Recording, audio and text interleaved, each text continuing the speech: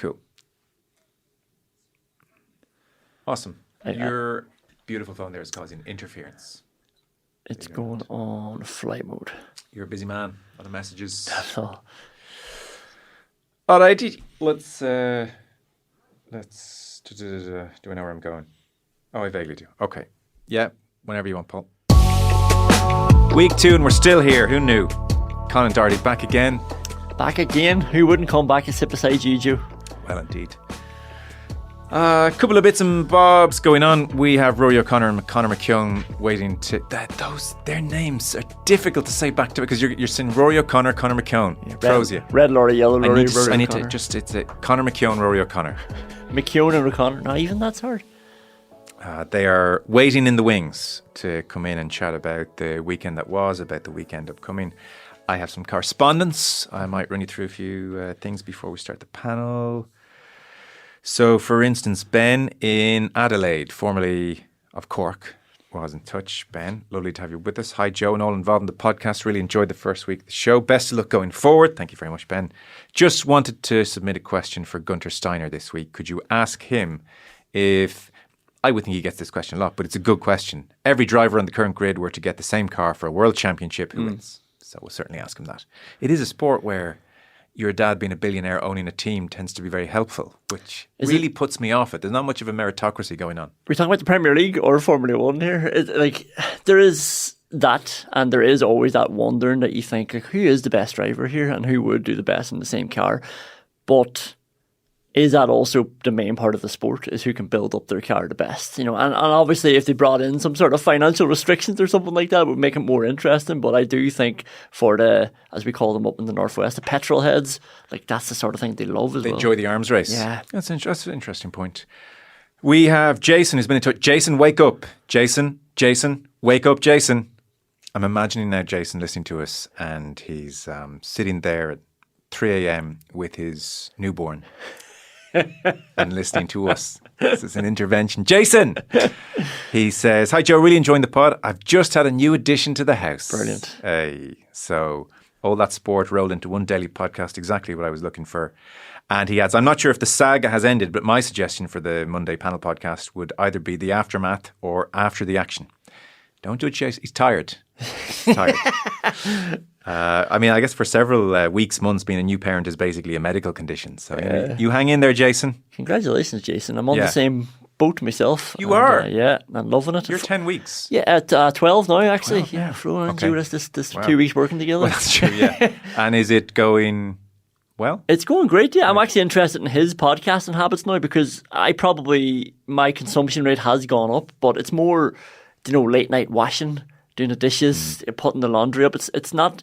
I'd be interested to know how people are doing it. Are they with the child listening to the podcast? Because what I'm doing now when I'm with the child in the middle of the night is playing chess. I've gotten into chess on my phone. If he's sleeping and he won't sleep lying down, I've got him sitting on me and I'm on chess.com playing chess. So if anybody ever comes across me, I'll probably be really bad, so you'll get an easy win there. That's interesting. Yeah. It's a real thing, isn't it, that they won't sleep lying down? Yeah. It's really cute, but after a few nights, it's like, no, it's okay, tough. we'd all sleep a lot better if you did lie down. And I think as first-time parents, even during the day, you're just completely love-bombed. So of course I'll hold you. Yeah. But then you do create a monster for yourself because Exactly, that day has to come. And for us, it didn't come for months and months and months, even during the day. Yeah. So no nap happened without one of us being trapped. And that you probably, I would not dare have the knowledge to give anyone advice about anything. But I know for ourselves, if there was anything we thought, oh, geez, we maybe should have actually put Baba down for nap. Yeah. And just made that an option too. But we just were too keen to let them sleep on us. Yeah, it's funny, isn't it? Because one of the first pieces of advice I overheard in the hospital ward was, don't pick him up, he'll get used to it. Yeah. And I was like, what's wrong with that? Yeah, it's the 1850s. Yeah. What? Let him get used to it. I'll be here to pick him up. It's that difficult thing. But you know what? Then again, do I regret the 6 months where 100%, she slept on us the whole time? No, Yeah. I don't. Yeah. So Anyway. congratulations, Jason. Yeah, go on. Super. Hello all, enjoying listening to the podcast, wishing the best of luck. Just to put a variation on the sledging debate you had last week, I was part of a Kerry club who played against a Tyrone club in an All-Ireland club semi-final. This was in 2009 at the height of the Kerry-Tyrone rivalry, so we were warned beforehand, be ready for sledging from the Tyrone club, including the story about the girlfriend's phone number. Anyway, it turned out this particular team, Trillick, if you're interested, did not get involved in anything like that whatsoever. I remember one of our players turning to our manager in the dressing room afterwards and asking him where he'd got his information from.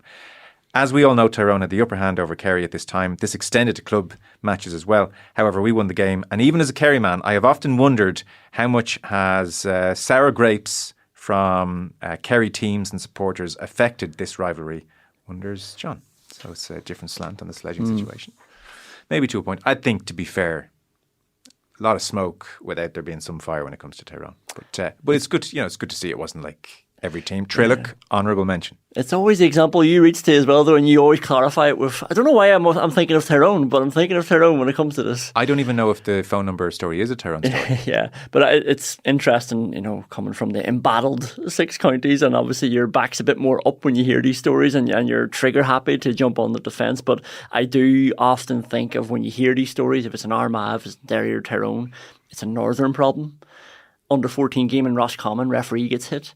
It's a GAA problem, and we have to sort that out. It's not like we don't use the Roscommon example now forever. It's an interesting dynamic, I always find, but maybe I'm just too entrenched in it. I've never heard someone say that before. Yeah. Interesting. But you don't need to take it just because I'm saying that. This is my lived experience here. You don't need to. But it's. You could possibly be right.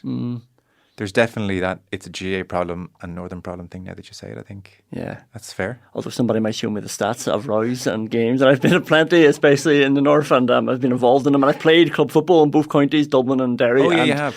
Yeah, definitely have an easier time, let's say, in Dublin, not quality-wise, but sledging-wise and physicality-wise. Physicality. Okay. Yeah. We should talk about that sometime. Let's actually tease that out someday on a chat. And then a last one. So, this Monday panel situation, we obviously have to put to bed. Conor McKeon is like slagging me. Say, have you made enough of the Monday panel thing? Do people know there's an issue with the name? So it has I think crossed into indulgent. So we'll move on. I was between two. Like it got to the point where there were too many suggestions in that it just was like, well. Paralysis by analysis. It's just like a billion things here, a billion names. They were hard to even compute after a while. So I still, in my head, had organised fun or not the Monday panel. And the man who has settled it for us is Danny Fitzgerald. Oh. And there's just a randomness to this because Danny Fitzgerald sent his email at 3:41 a.m. this morning. So it was the first email I read. Nap trapped Danny is sent. He's either nap trapped or he's abroad. Danny, let us know. Hey, Joan team, really enjoyed the first week of the pods. I have sorted the pods straight into my number one spot. Enjoyed Paulie especially. Great work. Couple of suggestions for the Monday pod. Yeah, more suggestions. Final whistle, the weekend wrap, match point, at a time. Do you know what I mean? After a while, it's like, I'm not hearing anything. But he said, I don't love organised fun personally. All the best, Danny. And so I had arrived in this morning thinking it's either organised fun or not the Monday panel. Saw Danny's email. Do you know what, Danny? You've swung it. A bit of directness from Danny. Danny, you had the casting vote. Organised fun out, not the Monday panel in. We're going to press on. How you feeling? I feel okay about that. Not the Monday panel was probably my favourite, and I just love the straight talkingness of Danny there because I have started to learn the value of a full stop myself. Whereas before, if I had written that email, I would have given you another 2 paragraphs because of this, because of that, because of, and I know you're thinking about that, but Danny just said, don't like it, full stop, see you later. Yeah, and I'm suggestible enough that it's way like, it's like okay, I just want to be loved. Great point, Danny. So let's get on with not the Monday panel. Outside we have Conor McKeon and Rúaidhrí O'Connor. I think I enjoyed on Friday having 3 people, so you're going to stay. Oh, okay. Yeah, and Conán Doherty. Yeah, they're wondering, could you pull the mic a bit closer to you? Yeah, is that okay? Do you want a test from Rory? Is he okay? 1, 2, 3, 4, 5. Oh, he's not on. Those Derry semi-finals are a bit lopsided, 1, 2, 3, 4, 5. There he goes. Perfect. And CRT ended up with Newbridge myself. I don't know, like something's gone wrong there. Somebody thought something else was going to happen. Yeah. Why did you just go to a different county? Okay. Are we going to play music?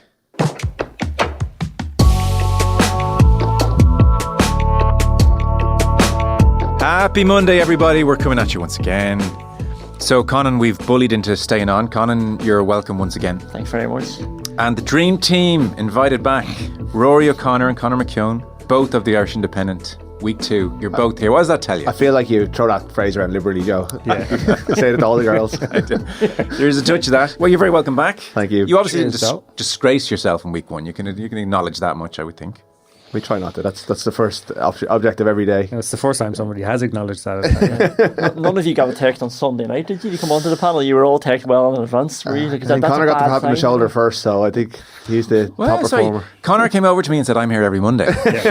Please, pick me. Poor old Conor got the nod on Monday morning. Yeah, but I never miss training, so I'm ready to go all the time. That is true.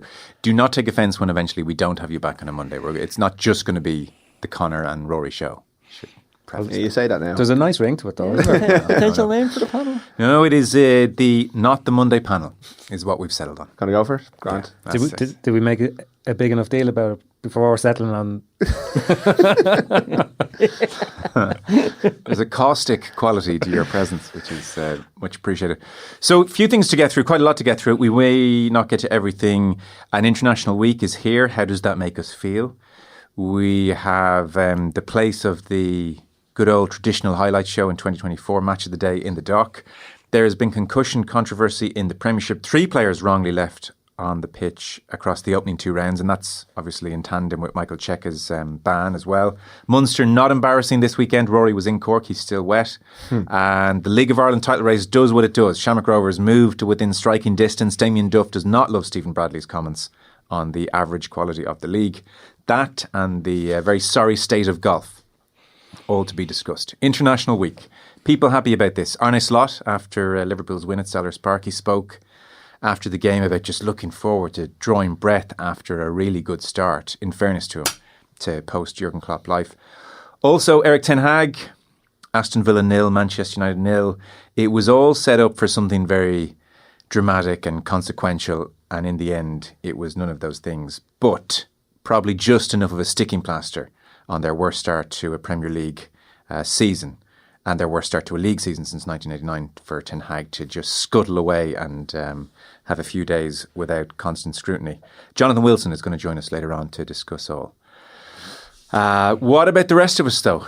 Conor, you floated this particular talking point. International week, no longer setting your heart racing. No, but I find myself kind of increasingly in that congregation of people whose heart actually sinks when you look at the next Premier League fixture and you realise it's 2 weeks away, and then the dawning realisation that it's international break week. And it's a curious phenomenon. I think, of all the representative teams, I think the Ireland football team is the one that has the potential to unite everybody. But I don't know what it is. Is it just poor results? Is it a lack of identity? Is it international football generally that has stopped? How are we going to reverse that trend? Because I think there's a huge amount of apathy there. What do you think it is in your case?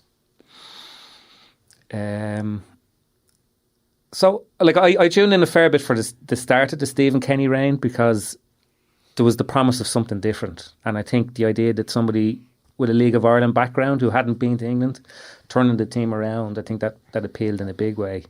But I'm not sure. I saw last week that Heimer said that his job was to qualify for the next international tournament. But is that enough? If we get there and we lose 5-0 to Croatia because they've got 2 good midfielders, will we be all up at the Walkinsdown roundabout with our inflatable hammers? We probably won't. But I think if you go back, it wasn't that we won all the time under Jack Charlton or anything like it, but there was always that possibility that we could win any game. There was an excitement around it. There was a general buzz. You could feel it on International Week. So I think more than qualifying for tournaments, even, I think having a team that is capable of giving you those big moments again, I think that's what we're missing. And this team just makes you think... Well, they're just too far off it, I mean, the England game was a very, very stern reminder of our place in the overall order of things. The idea that you're going to go out and take a major scalp with the team as it is at the moment, I think is miles off. But the people were saying, well, what the contrast that contrast has to be either the functional Giovanni Trapattoni, Martin O'Neill team or the or the whatever we had under Stephen Kenny, that there's no middle ground. And I suppose maybe we might see this week that there is a middle ground. Like, was it 37,000 or something at the Greece game?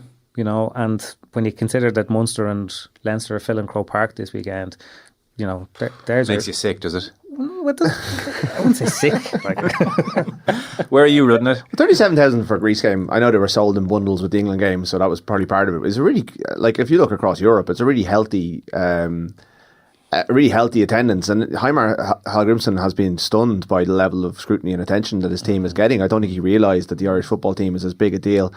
Does your heart sink? No. I mean, I find it very interesting. I find it very, very depressing. I'm not a Premier League. I'm not a Barclays man. I wouldn't, live for the Premier League. I mean, Bows have 2 games this weekend. That's more interesting to me than anything Ireland do. But I would have Ireland above the Premier League. I just found, even watching Match of the Day 2 last night, waiting to see an Irish player, and Nathan Collins, crops up with a goal, and you're like, at least there's one. I listened to I was driving down to Cork for the rugby on Saturday, and I was listening to the live Premier League stuff. And I mean, on Off the Ball, they spoke about Ryan Manning for about an hour because he was the only Irish player in action on Saturday. Like, and he doesn't even get into the team. We've fallen so far. So much of it is by design because our association has been so poor. The investment in the sport is criminal. Really, there's criminal neglect gone into it, when compared to what other countries have done. Because the big contrast. The big thing that's changed since the Charlton era and when we were kids watching, like, we were so spoiled. I was a kid, about 8 or 9 for Italia 90. I was, it is that basically England, Germany, Spain have weaponized their resources, and we were all playing. We were kind of punching above our weight back then, but we're not even giving ourselves a chance now. So, I do find it interesting. It's sobering. It's having been at League of Ireland games for the last 30 years, I don't think you can't divorce it from like being in crumbling stadiums, watching at times part-time teams on a regular basis. This is our league. You can't rely on another nation to do it for you. There's a bit of chickens coming home to roost. Even everyone being frustrated at the England game. The England game was it was a brilliant event. It was a reminder. Well, it was for 15 minutes. It was a reminder of what this team can be and what it can deliver. And then you're watching them. I got really annoyed during it for a number of reasons. But I was like, all these people are really annoyed at the Irish team being played off the park, but next week they're going to be tuning in. I'm not like I don't begrudge people they prefer the Premier League, fine, but like this is major part of the problem is that our money, even the fans' money, is invested in English football rather than Irish football. I hear what you're saying. Conan's the problem. I am who I am. I like what I like to. But Connor's sort of touching on my feelings of it there. So we've only ever qualified for 6 major tournaments. That's not bad, ever. I know, but this is... It just said it came in such a burst. Yeah, and it's such a weird bar now, I think, that we hold against some managers. It's unrealistic. We'll still get into the Euros pretty soon. Yeah. What? If they keep expanding it, we will. There'll be 50 teams soon. Yeah. But my sense of it is that it's only kind of dormant. Do you know what I mean? Same. I completely... Like the Irish national football team, because just the sheer popularity of the sport is the one team that will literally...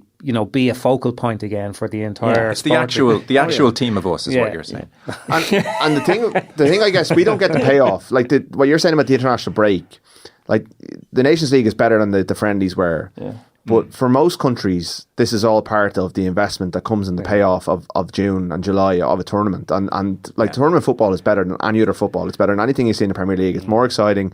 The players care about it more. I know they were wrecked last year. The problem is, because of all the things we've talked about, we're not getting the payoff. So all we're getting is the tournaments as good as they used to. I know it's but for me, they're better than ever. But like, there is a genuine, like, I know that we're all very inclined to think that things were better 30 years ago, but like will kids that were our age in Italia 90 remember the next?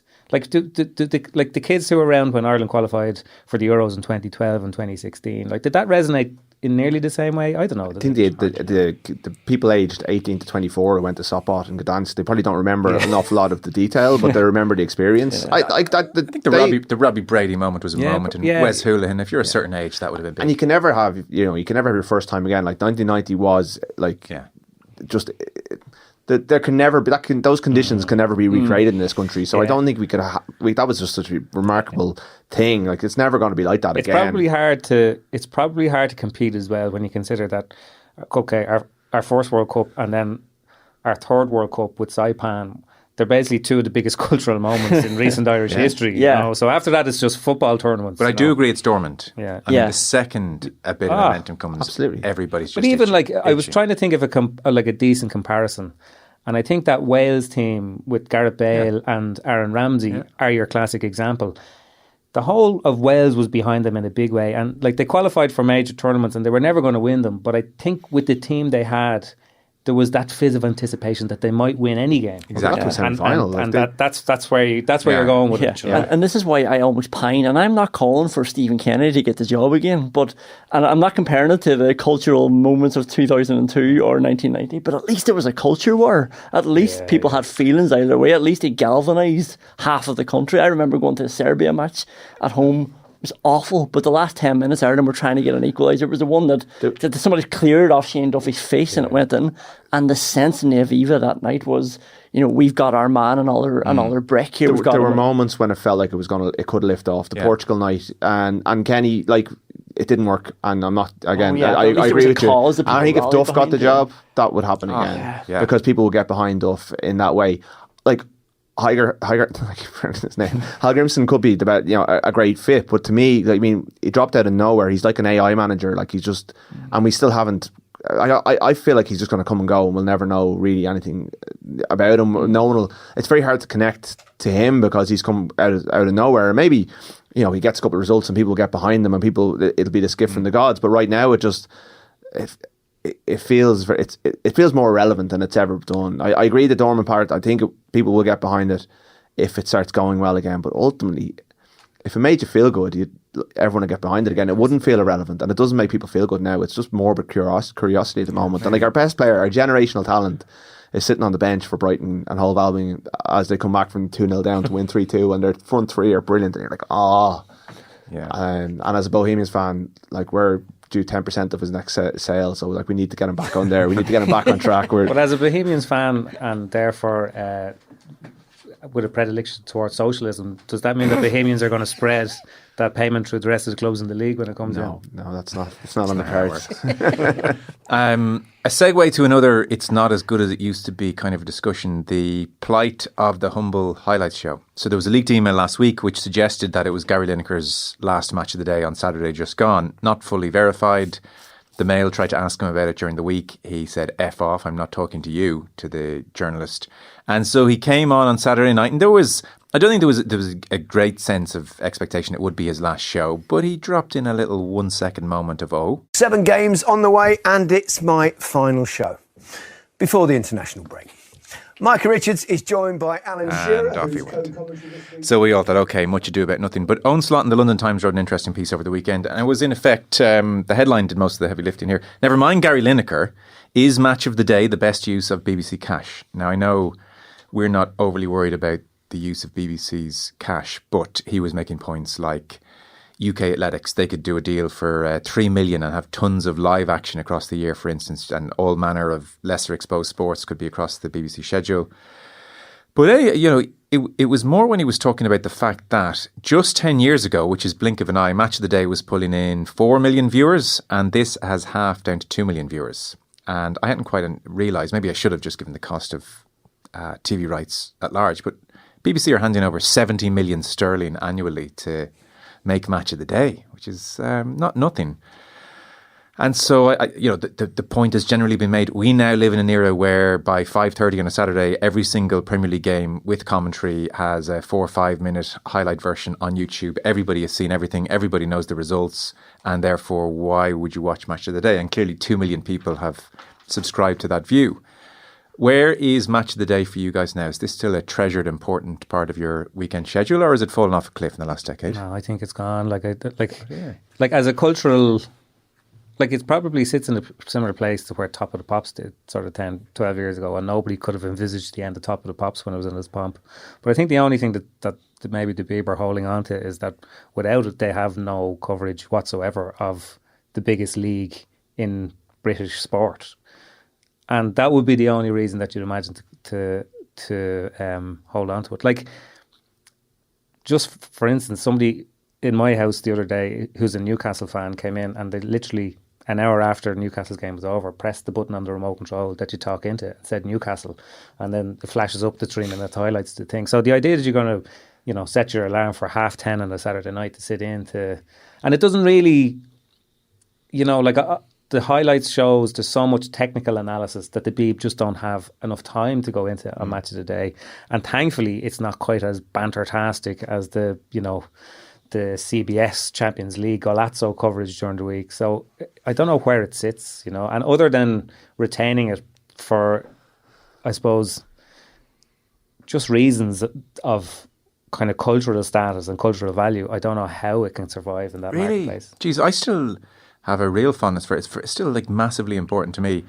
It's certainly important that the national sport as it is over there is free to air. I think there's some presence for the millions of children and adults as well who just can't afford subscription television, which is a complete rip-off, obviously. So I think that's great. I think that's a magical thing that it comes on the Beeb on a Saturday night. But also, the great failing of those highlights shows is that I watch them and have no sense of the game. And maybe that there's a professional aspect there where I'm conscious I'm going to be talking about some of these games. But you watch highlights, they're often completely misleading. And some of the pundits, if Danny Murphy's on, I can't say it for all of them, but for instance, he'll do a 30-second summary of the tactics, who won and why, and I think it's fantastic. So I'd hate for it to go. I think it'd be such a loss. I still have the highlight show on such a pedestal. I think actually, if you like analysis, it's important. If you just want to see the goals, then of course YouTube blows it out of the water.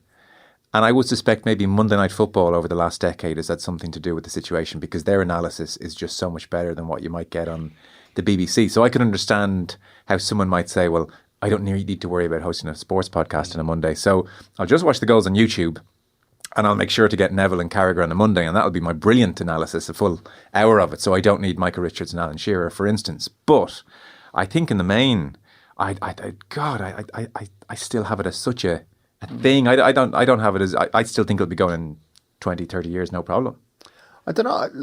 Everything is changing so quickly that I don't think you can make that prediction at all. I think during the Euros, it was very interesting that Lineker, Shearer in particular, were making headlines in their podcast, but they weren't making headlines for what they were supposed to be doing in a TV studio. That they reserved their more candid opinions for a more informal setting, and they probably got a huge. I don't know what, I couldn't compare the listenerships on them, but I thought that was an interesting shift that we're seeing all the time. I think people seem to have an enormous appetite to listen to people like us talk about sport, and the higher profile the person, the better, and the more candid they are, the better. And they want to watch the 3-minute highlights, and then they want to go and listen to an hour of someone talking about it, but they don't necessarily want to do the two things at once. They're on the move more. Certainly, I don't watch Matchday anywhere near as much as I used to. Okay. Sunday Game, I think I would throw in the same bracket. Declan McBennett, again, League of Ireland thing, last couple of years, one of the big bugbears is that Doherty did away with the highlights programme. And when Declan McBennett came on Dan and Johnny Ward's podcast recently, or last year, he said, look, there's no market for, the only real market there is for highlight shows is Match of the Day. It's the only one, and Sunday Game will be the Irish equivalent of that. Yeah. But even in recent years, I watch it a lot less than I used to. And why is that, Rory? Time, and it just feels really dated. Yeah. It feels really, I want people, when I listen to people talk about sport, I want them to go into much greater detail. And I guess I think people are more interested in the thing that they're interested in, and they're not necessarily interested in what happens elsewhere. Yes. Everyone's honing in on their thing. Well, Conor's Newcastle fan watches the Newcastle highlights and then listens to 8 Newcastle podcasts. Yeah. Is the reality. See, the Sunday Game's interested in that you could argue Match of the Day has been superseded by technology. Yeah. Whereas there's almost a production problem with the Sunday Game in that there are just too many games. Yeah, and the problem as well is, and this is the issue as well, the Sunday Game has the same as Match of the Day, that because it's taxpayers' money, it's almost seen as a public service. So it's not costing 70 million. No, but you still have to give a decent showing to X, Y, and Z, because there's a certain amount of your viewership, a certain amount of your fee payers want to see that, even if it's a very small amount. Sure. So they're also trying to do 2 sports. Yeah, they're trying to do 4 sports. And isn't it interesting, because when RTE announced that they were going to show an extra highlight show this year, I think everyone got excited. Their imaginations were kicking. And that was always the fear, is are they just going to try and save the Sunday Game and have another Sunday Game so they can fit more shows into it or more highlights, rather than what everyone was thinking, will they do a Monday Night Football? I feel sorry for them, because there's no solution. But it's also choice, because you're sitting there on Saturday night, it's 10:30. Do you watch Shogun or do you watch Match of the Day?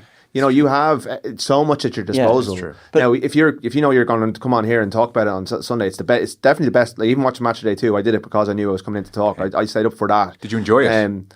I found it. I don't know if you watched it, but Graham Potter was on, and he looked so uncomfortable with the banter. Like Stephen Warnock was all in on banter. Graham Potter was all in on getting a new job and wanted to show how good he is at stuff. And it was interesting. It is the best way of consuming the weekend's football. I think the YouTube highlights are too small. Sorry. Yeah. And it does give you a decent synopsis, but and it's a nicer spacing versus the Sunday game, which has got too much. Yeah.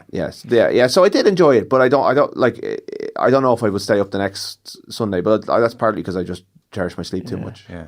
I do think there's a production problem with it though as well. Like if you're with Match of the Day. Yeah, if you're coming on 8 hours after a match and you're leading with the highlights of that match, you're not thinking about it correctly. Like most people will have already seen the highlights and they want something else. If they were leading with something more interesting and changing the tone and the focus of the show, like that would be a good investment then of that 70 million if they were actually still had to pay that much for the highlights. It's hard though if like the lunchtime kickoff is a 4-3 thriller between the top two. I mean, you just have to start with that, don't you? Yeah, but you can almost, like, not that you have to assume that everyone's seen anything, but you can almost make that assumption that people have seen it or they're caught up. I often watch it without knowing even the results. Yeah. Let alone having seen anything. You're doing well to do that now.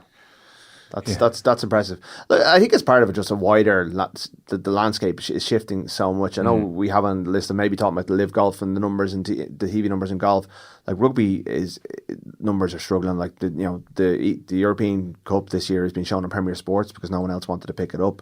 You know, the money that sustains sport comes from TV, but fewer and fewer people are watching TV. So there's a bit of an awful day coming down the line where TV companies don't pick up the bill, and then all these professional sports outfits have a wage bill to pay that's basically reliant on this TV income. So, like many industries, it's shifting so much, and we don't know what the future really looks like. And they do, like highlight shows in particular, like look so anachronistic and maybe.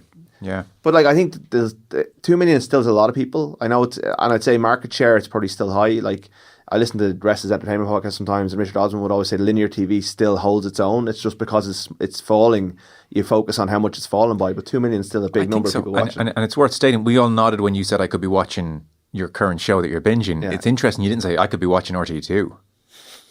Like I'd say its market share is phenomenal. Conor, do you have any quick solution for Sunday game before we move off this? Would you get ruthless and say, we're sorry everybody, your taxpayers' money's in our capable hands, we're showing 3 highlight packages tonight and we're going to do these games brilliantly, as opposed to trying to cram in 8 games? I don't think you can do that. And that's why I always would have been a big supporter of the idea of having a second show, and even if it's the Monday show, like if the Sunday night thing has to be a rattled through everything that's there and maybe a coverage of the big controversies or stories or topics of the day, fine.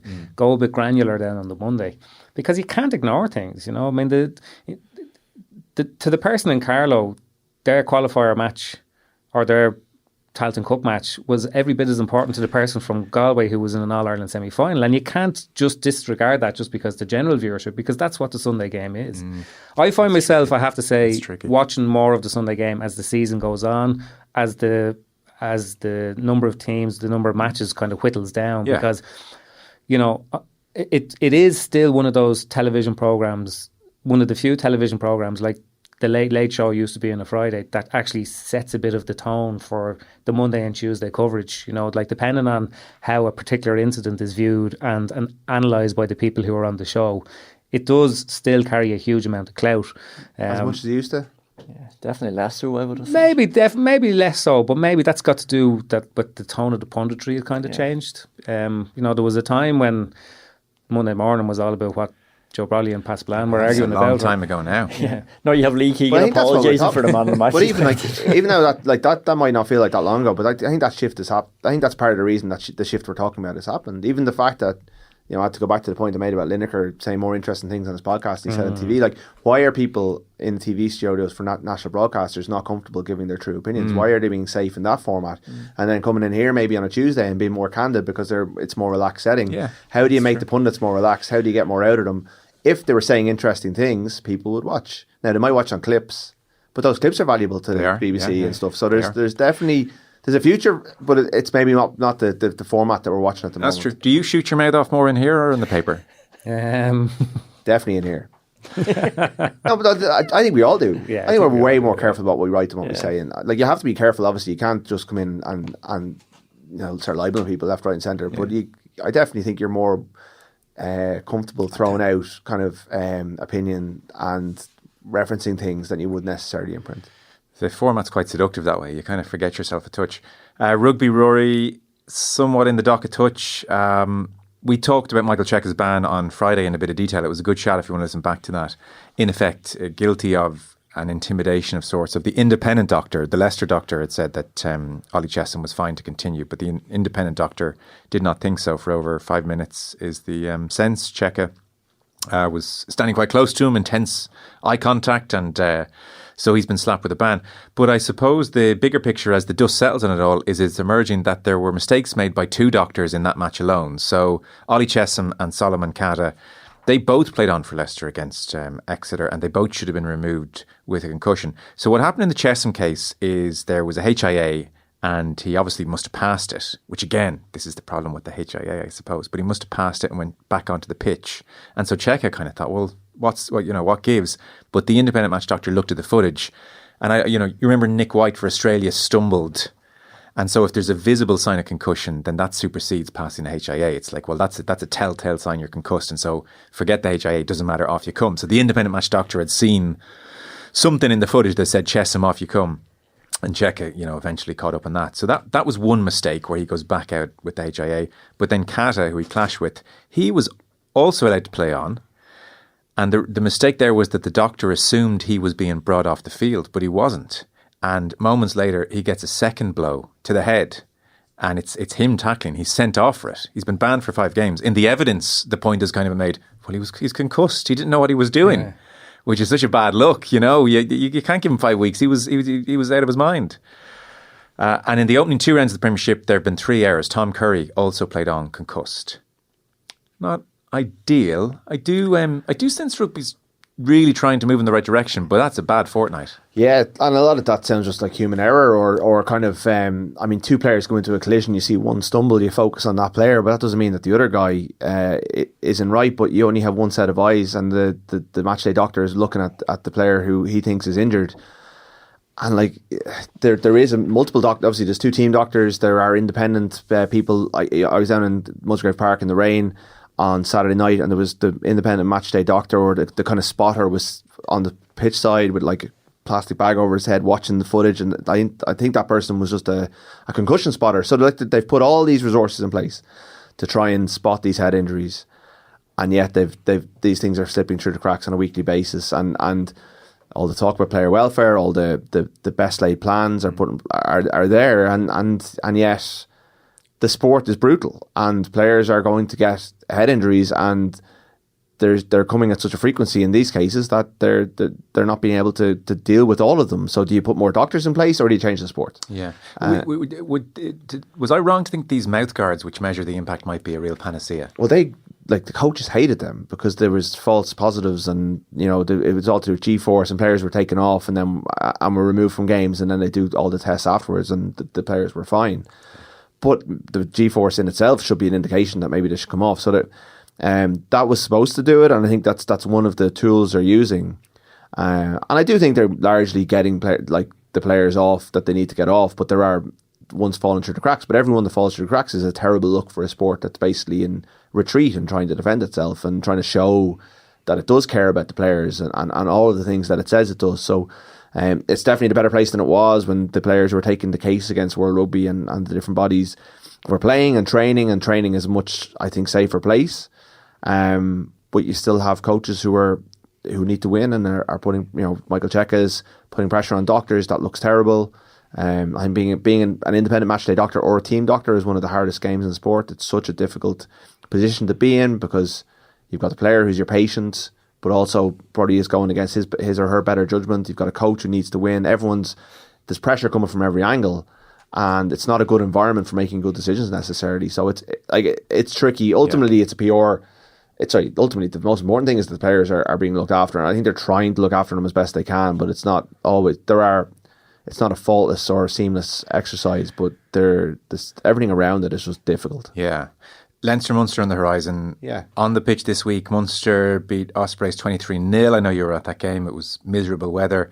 Leinster with Kieran Frawley starting at 10, played the first 40, and they were 28-0 up at half-time. They beat Benetton 35-5 away from home. Very strong Leinster side name for that game. Ulster were down in South Africa, beaten by the Bulls. No shame in that, 47-21. And then Connacht away in Wales, 24-23, a 1-point win against Scarlets. I saw a bit of the Munster game, bit of the Leinster game. Weather in Munster, miserable. But they rolled up their sleeves and had the embarrassment line ringing in their ears. And so we have Leinster-Munster now. Yeah, they were very... I mean, I shout out to the people who they actually braved the conditions. I've never been in rain like it. I've never seen... Like, when you watch the news during kind of a storm or flood and you see people driving into floods and you're going... Theresa Mannion saying well, that was us up the... Yeah, that was us on the roundabout around the corner. Like, it was... everyone was wading across the road. The road outside Musgrave Park turned into a river. It was on a 4G pitch, so the pitch was grand, but the handling was unbelievably difficult. And Munster's handling held up really, really well. They were very impressive. I thought it was a perfect response. Jack Crowley was excellent. Their internationals were good. I think they'll perform on Saturday at Croke Park. I think there's a good buzz around playing there. Like, Leinster will get to play there again probably, but Munster may never get to play there again, these players. Like, Ireland will never play an international there, so unless there's another derby there or Munster move a European game, I'm amazed at the amount of tickets they've sold for it. What are we at now? 70 plus. Jeez. More than, I think Dave Kelly did a piece this morning where it's more than the Dubs got all year. The popularity of these teams and the attraction of going to Croke Park for a rugby game is like, I was amazed by the Northampton sales. I'd never thought that was going to sell out, and it surpassed my expectations. And I'm continually amazed by the demand there is for these teams. It's really, really impressive. And I think they're going to get a game, because the team Leinster put out on Saturday was box office and didn't deliver across 80 minutes, but delivered in patches. And Munster know they need to be at a serious level to beat them. I don't know if they will beat them, but I think they'll get to a level where they'll put them under pressure. And it's exciting. It's a good week it's kind of the first real week of the season. So the first 3 weeks are mix and matching teams. Dad's getting game time. There's mistakes. There's bad results like the Munster one. This is the pivot now towards November and the All Blacks. They named their squad this morning, and it's going to be like proper Ireland lads vying for Ireland places. So in front of a big crowd at a unique venue. So it's going to be an interesting week. That's tasty enough. Yeah. Sexton's autobiography will add a sprinkling of something onto that New Zealand game for sure. Paul Kimmage spoke to him yesterday, ran to 5-6 pages in the paper. Yeah. What jumped out to you? Anything, if people haven't read it, that you thought, God, that is interesting? Well, I think it's worth reading. I think there's nothing I would put in the headline. Like, I think the excerpts had the bit of the stuff that will annoy people and piss people off. I thought it was really deep. I found the stuff about his faith very interesting. His the way he was taught to play rugby through the Spiritan priests kind of using religious iconography to teach him how to catch the ball. Yes. Have your fingers like God in this image. And keeping religious trinkets in his bag, saying prayers. He said like, his teammates would never realise, but he was saying the same 3 prayers he used to say in Mary. So I found stuff that, again, I know Johnny to a degree. I've covered him for his entire career, and I feel like I have a good sense of him, and that blew me away. I didn't know that he would go to mass on away trips. That he would, I found that really interesting. It was almost a throwback to a different era. Yeah, he was saying night before games he'd skulk out of the Shelburne and go to Clarendon Street and get mass. Yeah, like that's. And I'd say there's about 40 people in that church maybe, and that they know that Sexton was there, and that's never come out in the years since. Like, that's. I just thought it was really anything that gives you another layer is what you're looking for. So I know you've read the book. I have a feeling there might be a copy somewhere in the building for me that I need to go. I don't know where the post room is, so I need to go find the post room after this. But I'm looking forward to getting stuck into it. I thought the bit about that, the most interesting or the interaction that jumped out to me most was that Sexton spoke about how much the approval of his father was a driving force in how good a rugby player he became.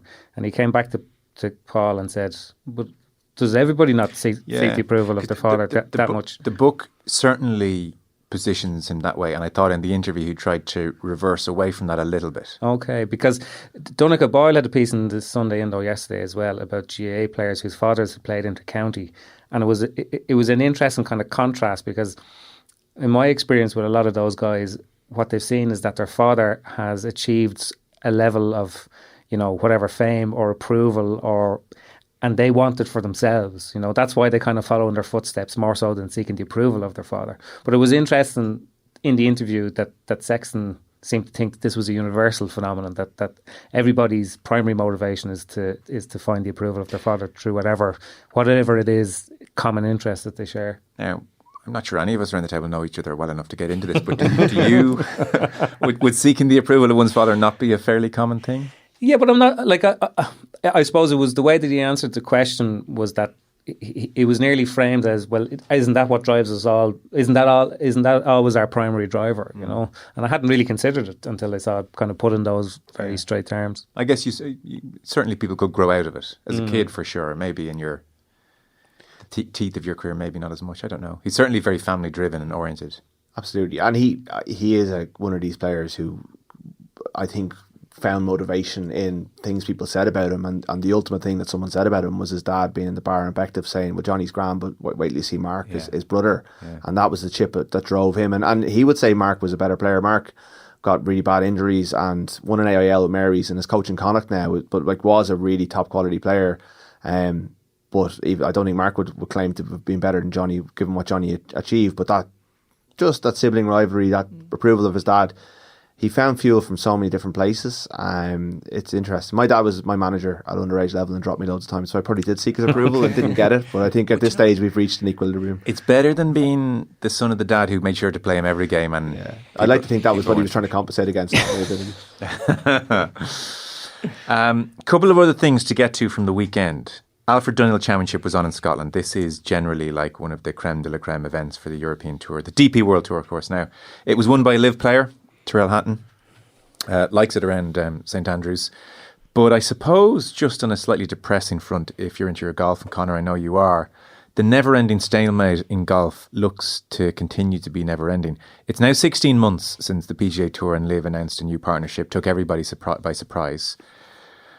Rory McIlroy, generally when he talks to the media, he gives about the most honest assessment of where things are. And I just had this moment of kind of heart sinking where he was saying, I think all the tours are going to keep trucking along and doing their own thing for the foreseeable future. It could be 1 year, 2 year, 3 years, just trying to figure it out. The hard thing is there are legal precedents that have been set in America and in Europe, and that makes it very different. No one likes lawyers. I certainly don't.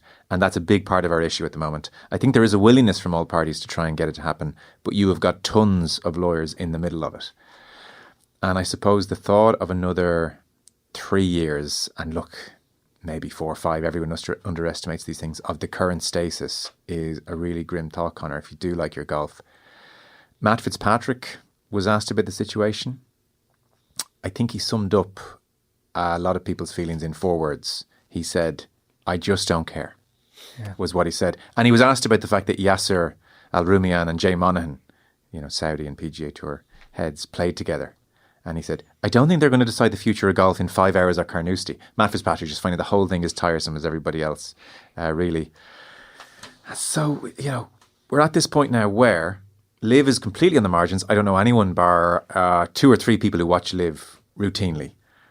And yet the PGA Tour has really lost its status, it's flat, that relevance of, well, the best of the best are playing together, who comes out on top across a year was of interest. It was interesting in the build to majors, it was interesting at the year's end. Tiger Woods' 82 career wins is every bit as impressive in some respects as his 15 majors. Now all of that is just like diluted and washed away, and in the way that LIV feels exhibition-y and kind of homeless and just pottering around.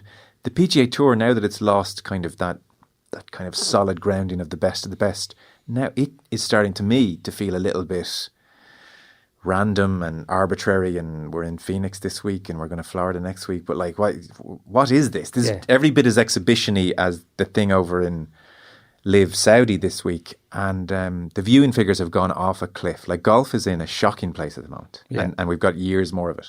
Yeah, and like the only solution that anybody kind of close in position of authority or power can come up with is to try and throw more money at the golfers, which clearly isn't working. And eventually they're not going to have any more money because one side of the Great Divide is being fueled by an endless pot of cash, which is not designed to ever have to wash its face. And then what they're doing is hemorrhaging viewers, money, talent from the other tour. And I think maybe a thing that people don't speak about a whole lot, but is a very important factor here, is that players group on the PGA Tour side that Rory McIlroy was on and then resigned and then wanted to come back on and they wouldn't let him on. They're hugely influential. They're as influential as Jay Monahan.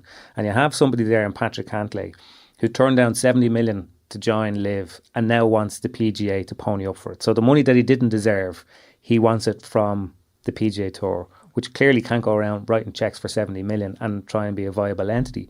And so far as anybody can make out, that players group is trying to, have a PGA Tour, one where they have to play fewer tournaments for more money, and all of them to be based in America. So there's a real problem with golf that it is becoming very localised. On one side, you have this far kind of world tour Live that nobody cares about because it's not a thing. And then you have this other thing, which is called the PGA, the Professional Golfers of America Tour, but has always had a more global aspect to it, but it's actually becoming even more localised. So, I mean, like Rory McIlroy had an idea and he spoke about it that, there should be a tournament in Australia that's nearly like the fifth major. And, the power brokers in American golf just, well, we don't want to go to Australia. I'm not going to Australia. Like it's miles away, And viewing figures, so even some of the bigger tournaments like the Arnold Palmer and Phoenix, which is that's famous 16th and people around drinking beers. Viewing figures were down 30% in the space of 12 months. Like, it is going off a cliff. Have you, as a guy who I suspect was watching on lots of Sunday nights over the last 10, 15 years, has it diluted for you? Yeah, it has in a big way, because even then, the PGA Tour players, I know that they're kind of bound to entering a certain number of the what did they call them, the elevated events. Yeah. But like, there's only so many Sundays when you're watching like Ishkai Bhatia and Sahi Tigala, and you're just like where's everybody? You know, like I did a piece earlier after the Tour Championship final, the tournament that rounds off the FedEx, which was so like understated and underwhelming. A couple of weeks ago we were talking and I said to you, when's the FedEx on? And I'm a golf fan. And you were like, sorry? It was a month ago. Yeah. and I was like, what? I couldn't have missed that. I never missed that. And then I remembered reading your piece the next day. It was Scotty Scheffler's 4-day percent. And I went, oh, Jesus, yeah, it was so bad. Yeah, it was so bad. And I remember just researching some figures, or finding a couple of pieces where people research figures and put them into my own piece. It's good journalism. But the only tournament this year where there was any sort of lift in viewership figures was US Open Rory. The US Open Rory. Why? Because Rory and his sort of psychodrama thing was going on, but it was also Rory versus Bryson DeChambeau. Yeah. And what you need to have, like, golf hasn't got enough entertainment or charisma or watchability for it to be diluted into two tours. Yeah. And you need all of that on the pitch at the same time, with everybody watching every single week, for it to appeal to a bigger audience. And what's happening at the moment, I think, will do, it's hard to say that it's irreparable damage, but it will take a long time to unspool this. Big time. And it's really unfortunate that this has happened really just right at the end of the Tiger Woods era. I mean, it may have kind of fallen off a cliff anyway, but you throw this in, it is a bad cocktail. So we're talking years, plural, according to Rory, before it's sorted out. The League of Ireland title race inevitably just threw up another situation which makes it more intriguing. Shamrock Rovers 2, Shelbourne 0. By all accounts, the Shelbourne performance did not reflect the result. Duff was saying that they'd played as well at Tala as they played at any stage, really. The, I guess, ultimate point he's making as well is, if we win our last 3 games, we win the league. However, they have 1 win in 10. So it's and the final one of those 3 games is away to Derry, who looked like I was at Derry Bows in the Cup semi-final on Friday night, and Derry just looked like the grown-ups in the room. They have, like, Rovers have a huge amount of league winners from their 4-in-a-row team, obviously, but Derry do have a good contingent of the great Dundalk team in their ranks as well. So my money would be on Derry at this point. Okay. The Derry have a great capacity to slip up in games where they shouldn't slip up, but they've got 2 games this weekend during the international window. One is against Bows in the Brandywell. They win. They're both at home, I think, and they generally win at the Brandywell. But the drama of it has been brilliant. The fact that people are tuning in, I think people who wouldn't have ever tuned in before are tuning in is great, because it's exciting. Again, McBennett has been vindicated. He said a couple of years ago, you need a title race. Well, you've got Damon Duff, Stephen Bradley, Kenny's not in the title race, but he's around the place. And Monday just gone was big. Higgins, who was like, that's, you know, two members of Kenny's staff as well, you know, involved as well. It's compelling. And even Bradley had a go at Duff.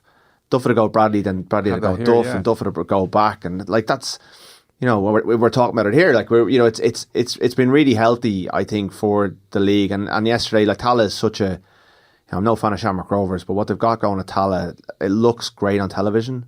A lot of places, like Drogheda didn't. Drogheda, Wexford, which served up a bit of a cracker in the other cup semi-final, and Drogheda are in the final. But like, Tala makes such a difference. If we could get the venues to look good on television, it would make a big difference. Yeah. Isn't that interesting when you go up to Drogheda, because the atmosphere is always so good up there, and it's both sides packed, and obviously the ultra side is just it's literally jumping the whole time. But then when the TV camera shows the wall behind the goals, it looks completely different than it feels when you're there. But yeah, you said the great Dundalk team that used to be the Derry team before Dundalk started poaching the Derry players, brought them there and won a few league titles. But I'm waiting for this to actually go global. Like, this title race could genuinely be picked up by world news at some stage, because of the way it is. Like, you have 3 or 4 games there for most teams, 5 for Derry, and mathematically 70% of the league can still win it. Like, they're right down to Waterford in 7th place. It's not going to happen. They need to win all their games and hope everybody else loses. Probably mathematically it can't work out, but it could if everybody did lose. And, you know, like, once somebody saw that, like, 7 of the 10 teams in the league, like, that is world news, really. A title race coming right down to that with so many teams that come. Well, not if they saw Stephen Bradley's comments. He was asked, 6 teams separated by 7 points. How do you account for that? And his quote was, "I think if we're being honest, the standard hasn't been great." This was invariably put to Damien Duff afterwards, and he said, "I know a lot has been said about the quality of the league, that it's disappointing and people have been poor. I totally disagree. There's no easy game. That's the way I see it. But here, if Stephen says everyone's poor," again, Stephen Bradley going, "Well, it's not quite what I'd say there are 250 professional footballers in this country who would find that a slight." They would love it if they beat them. You love it. And later on to RTE, "I think it's a poor comment because it's disrespecting the 250 professional players that have dedicated their lives to this season." Is Stephen Bradley correct? You'd be the most routine watcher of League of Ireland here. Is the standard? I think the talent is spread far more evenly among the 10 teams than it ever has been before. There is no UCD who are getting beaten routinely week in, week out. It's always UCD, the people using the example, but it's been Finn Harps in recent years as well, have been a weak team who everyone could turn over. The beauty of this season, and from my perspective, it's been a horrific season. It's been one of Bo's worst seasons ever, and it's very unenjoyable to see the League of Ireland so vibrant and us not being a part at the table at all. But is that every Friday night you go to a game and you don't know what's going to happen? You could be playing the bottom team. But is the quality suffering as a result? See, I don't think the quality is as relevant as people give it credit for. It's vibrant, it's exciting, and it's competitive. And some of the games are high quality. But as we saw in Manchester United Aston Villa yesterday, it doesn't have to be League of Ireland for it to be poor quality. It can happen that games. I think, yes, there's no great team. Like, Rovers are probably a great team at the end. Yeah. And there's a couple of teams, I think Pats are looking like they could be a great team. I think next year, again, you don't want to wish your world away, the quality will improve. But I think the standard is almost a misnomer. If it's vibrant and competitive and exciting, that's going to get bums on seats, and that's what it is. I remember listening to Jonathan Wilson actually at one of the Guardian football podcasts, and he spoke about, it must have been just last year, that he went to Sweden and spoke to some people about the Swedish league, and by all the metrics, you know, in terms of how they do in Europe and their UEFA coefficient, Swedish football, club football, is of an incredibly low standard and disimproving. But the attendances have gone the opposite direction. And the conclusion that they kind of drew in conversations with people was that, well, there was no outstanding team. There was no team that's going through a sustained period of dominance. So people are kind of tuning in because you don't know what's going to happen. And as Rudd says, like, it's about vibrancy and competitiveness. And like, people aren't sitting down saying, well, he didn't control the ball great there. Like, these are still professional footballers. They're playing at a high standard. You see great goals every week. And I think that's better for the league. I'm not necessarily sure that it's the standard that's going to, you know, bring the League of Ireland up to another level. I think the standard of facilities will be far more important than the standard of football in some ways. Like, and more characters. I know you'd probably say this every day, but more characters like Duff and more Ryan with Stephen Bradley or anybody else. And fewer Dublin clubs. I think the population is there to sustain the Dublin clubs that are there, but I think the growth around the country will be, like, if you could get community aspect. You know, like Sligo have had a really good season. Galway were almost in the title race until they weren't on Friday night. When, you know, Dundalk have been the dominant club for the last couple of years. What's a Kildare man like me supposed to do? Sustain Kildare County. How many Kildare County games did you go to? Went to a few, you know. First, you're not too far away from Pat's in Kildare, but like, yeah, you're right. Like, we do need more clubs. But I think like Kerry are a good example. Like Kerry have come in, they've kind of had 2 seasons of they nearly knocked Bows out of the cup. They've had 2. They didn't win any games last year, or maybe they won 1. Then this year they've won a couple. You have to build into it, but they're getting good crowds. Yeah. They've got a small but I think pretty nice ground that people do go to on a regular basis. It's hard to be a League of Ireland football club. It's really difficult to sustain it. So there's talk that Mayo will have a club in time. It does need a better geographical spread, but I don't think you take away the Dublin clubs because the Dublin clubs are all thriving. It's trying to, like Finn Harp's trying to build a stadium, and it's hard. You need funding, and it's difficult to build anything in this country. So, but it's definitely, there's so much room. Like I think it's not. We started off talking about the Ireland manager, like the Ireland team. Like the two things are linked, and the more investment there is at this level and below it, the better it will get at the top level, and the geographical spread is all part of that. On the GAA front, to wrap up then, we have, I see in the Dublin football final, Coola, last there in 1988 against Kilmacud Crokes.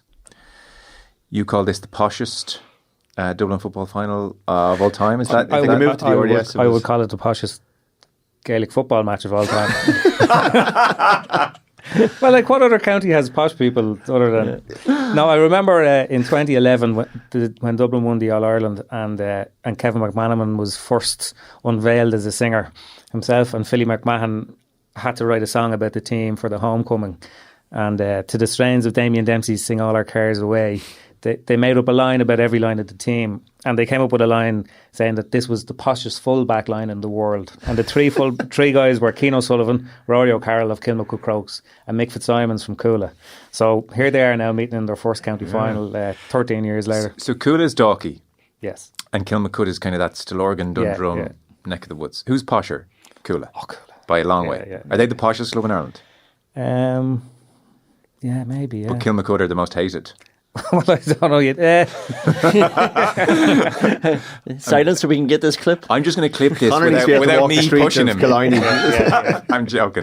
But Kilmacud are certainly regarded as super club, obviously. Shane Walsh, all that kind of business. All that business, yeah. And done for 4 Dublin senior titles in a row. Yeah, and it's not easily done, and I think they've kind of, like, Nafina were coming back hard at them after an awful start on Sunday, and looked like they might catch them at the very end, and Crokes held out, and they tend to do it the hard way for a team that have won so much. Well, it's funny, you're sitting opposite a man who's part of the coaching staff of Skerries. Yeah. That's not me, by the way, it's Conán. And you played Kilmacud in the first round, and you sort of think there's a team there to be, they're very beatable. Sorry, not very beatable. I don't know, put words in your mouth. I'm trying to get both of you in trouble here. Didn't say they were the most hated club, but didn't say they were very beatable. We lost by 2 and sort of came away thinking. And would you be considered good? We're decent. We got relegated though, but I think, okay. But we were sort of expecting to push on this year, and as the championship proves, it was open for teams to push on. We'll be back, don't worry. I've no doubt. But isn't the point with Kilmacud for their CV and their dominance, they don't necessarily win every game at a canter. There's often a kind of a roller coaster aspect to it. It was the same with the Raheny game last year, and I do feel this year that they're sort of crying out to be beaten. I'd be surprised, like just looking at how they've gone through the Dublin Championship, I would be surprised if they're not taken out in Leinster somewhere along the way. Okay. But I can feel the same about Glen up in Derry too. I just feel like both teams are teetering along on the brink. Maybe that's how you do it. Maybe that's how you get through. They were dead and buried against Raheny last year. Dead and buried. Like it was a level game. It was Raheny were they a goal up, and then Sean McMahon went through on goal, and instead of throwing it over the bar, he ended up putting it wide, and they ended up getting extra time and went on and won the championship quite easily in the end. And I just wonder whether the semi-final was their potential Waterloo. But the thing is, they've lost so many tight games as well. Like the majority of that squad were there with Mullinyochta in 2018, and they've kind of learned from the tight losses that they've had. So they don't blow teams away, but it's very rarely that you're going to dispossess them when they're 2 points up in the last throws of the game. Yeah. They'll suck you in, and all of a sudden you have Shane Walsh herring through or Paul Mannion on the ball. And the thing about it is, Walsh and Mannion will always draw a lot of the attention, but what you have with Kilmacud Crokes is about 10 or 12 players that are maybe just beneath inter-county standard, or possibly could be of inter-county standard. Or Paddy O'Connor as well. Yeah, Paddy O'Connor from Sligo. Guys who actually, if they were picked, would sit very easily at that level. Yes, okay. And look, I'm obviously deliberately messing But in terms of Coola, isn't the reality, or isn't it generally said that the reason for the GAA explosion in Galway is that kind of great movement around a certain, I guess, a couple of generations ago now, that kind of country where GAA is so vital and vibrant, that infusion into the Dalkey area, and of course, well, our kids are going to play GAA, and I think there was a big Galway contingent actually that kind of ended up in Coola. This is what Dave McWilliams told me one day. Yeah, was it? And that's kind of been... Yeah, you tend to find with all the big Dublin clubs that's the case. Yeah, it's not unique. Like if you go back far enough.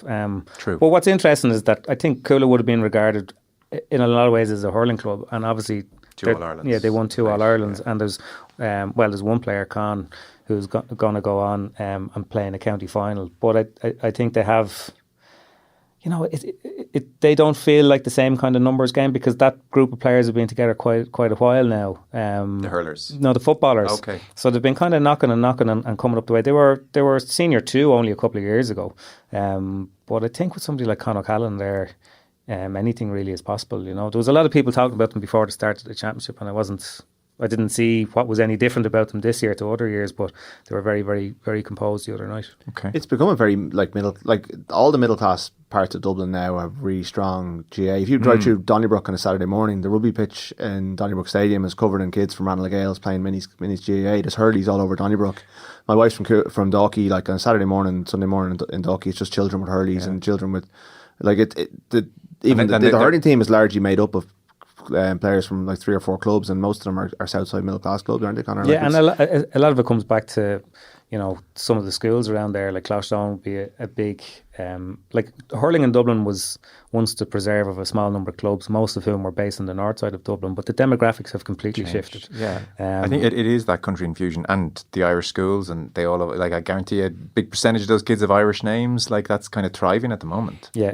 There'll be an awful lot more Irish language speaker. That's the other thing about the DG Carr can have their pick of interviewees after that poshest Dublin football final of all time, because I'd say there could be 20 players who are fluent on between the two teams. Conán has a bit of Irish, but you and Tessa are often talking in Irish in the office. Oh yeah, it's very rusty though. I can understand everything is said to me, and then talking back, I feel very dim when I'm talking back to people. Then I know my sentences are broken. And it's actually, do you know what? I've never experienced before. It's actually a lovely thing. That just out of nowhere, you two start talking Irish. yeah. It's nice for me as well to try and brush up on it. Yeah, but then here and there I heard Joseph, and I was like, are they talking about me? It's all about you, Joe. Yeah, well, that's before we sign off, you wanted to mention Bonner Maher. Yeah, he retired this morning. Probably one of the more, I hate throwing out the cliche, an underrated player, but I suppose in Tipperary, where they tend to produce these incredibly skillful, almost frictionless forwards. He was a huge driver on that Tipperary team in 2010 that overcame Kilkenny. Liam Sheedy realised that to hurl against Kilkenny, first of all, you had to match them physically, and Bonner was such an enormous part of that. And actually, there were a couple of games around that time. The 2009 league final, when Tipperary really laid down the law physically to Kilkenny, even though Kilkenny won after extra time. And then the 2010 final. I think Bonner Maher was a key player in that Tipperary team, and I think those matches nearly set the tone for how hurling at that level was played for the next decade. It was hugely abrasive and confrontational, and as a half forward, I think he nearly became the prototype that after 2010, 2011, a lot of inter-county managers started looking around the county for people who were that aggressive, that strong, that front-footed, that abrasive, and they became very useful members of half-forward lines over the next few years. He was probably the first of his kind, if you want to put it like that. Okay, very good. Fellas, we are done. Conán, thank you. A special thanks to Rúaidhrí O'Connor, Conor McKeon. That was not the Monday Panel.